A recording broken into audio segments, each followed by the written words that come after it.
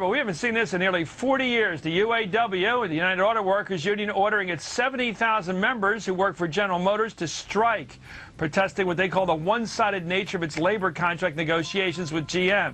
Are we losing our industrial base in this country, and is corporate greed killing the working class? He has no idea.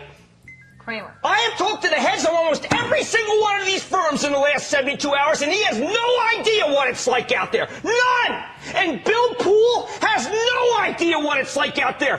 My people have been in this game for 25 years, and they are losing their jobs, and these firms are going to go out of business, and he's nuts. They're nuts. They know nothing. First of all, what's going on right now with this fight over job security out in Michigan? What's the fight about? Well, the fight's about keeping jobs in the United States. General Motors says that they will not make commitments to the UAW to keep the 73,000 jobs that are left at GM in the United States in the United States. They're interested in moving, as they have been, to Mexico, to China, to Eastern Europe, Russia, all over the world. And the UAW is saying, we're making concessions. We're the most productive workers in the world. Keep the jobs here. I have not seen it like this since I went 5 bid for 500,000 shares of Citigroup when I got hit in 1990. This is a different kind of market, and the Fed is asleep.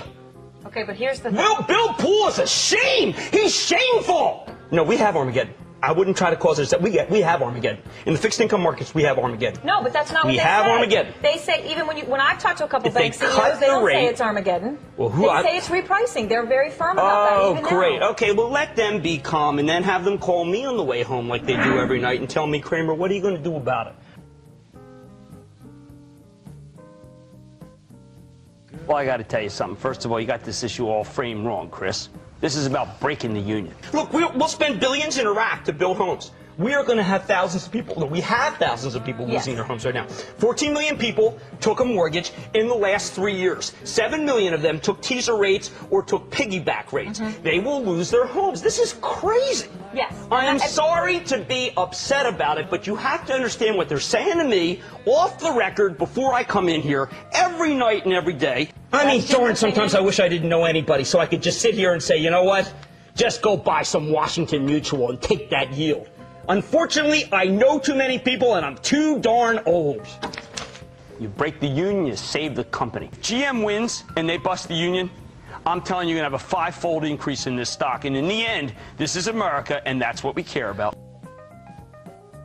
My people have been in this game for 25 years, and they are losing their jobs, and these firms are going to go out of business, and he's nuts. They're nuts. They know nothing.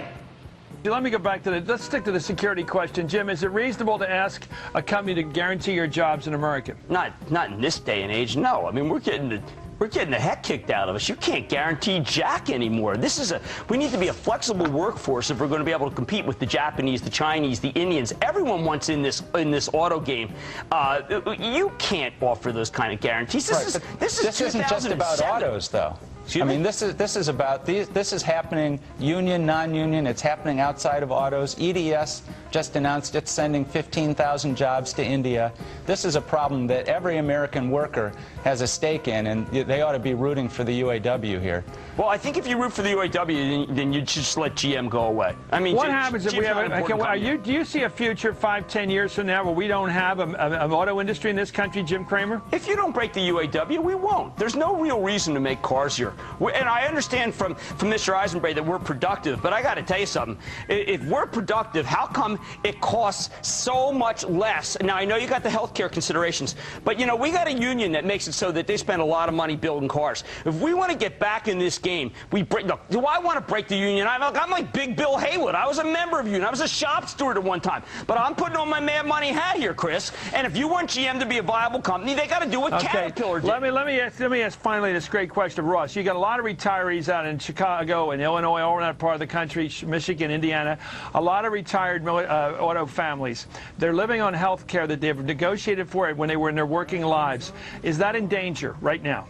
Ross. Yeah, it's absolutely in danger. That health care is in danger. Are these companies dumping their responsibilities to these retired families in terms of health? They're doing it all over the country. There's always the possibility that they would go bankrupt and use bankruptcy to dump their health care liabilities. But that's what the union's fighting for. It's fighting to preserve something for 350,000 people who are not working in the plants right now. Is that a reasonable demand, Jim, to have your health care promises kept? Chris, let me give you one statistic. I mean, these promises were made, weren't they? Look, I'm going to give you a game, set, match here. I'm going to rest my case. GM's the largest buyer of Viagra in the world.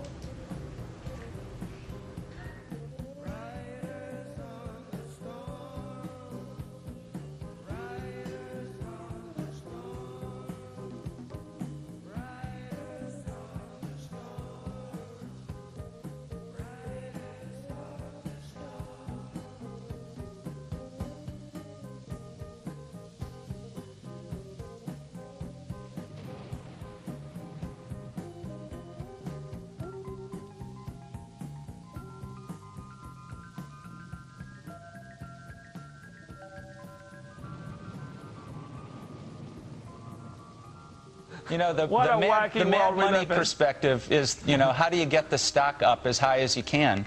That doesn't do anything for the middle class in America. That's why we've lost the middle class. 90%, I'm not just talking the middle, 90% of Americans have seen their share of national income go down by $270 billion in 3 years. Jim